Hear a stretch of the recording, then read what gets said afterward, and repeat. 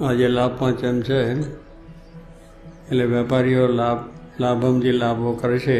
આજે સોદા પંથ છે, લે વેચના બધા સોદા થાય ને, અરે લાભ પાંચમ દાડે જે કંઈ થાય એ લાભ જ થાય.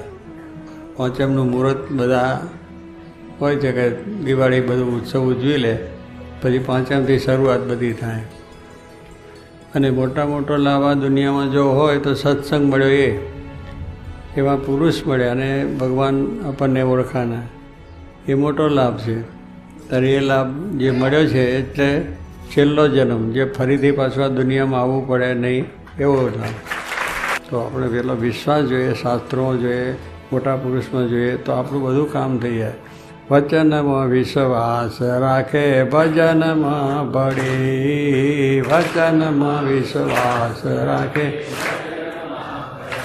પૂર્વ કેરા પાપ તારા તો જાશે બળી, પૂર્વ કેરા પાપ તારા તો જાશે બળી, ભજી લે ભગવાન સાચા સંતને મળી.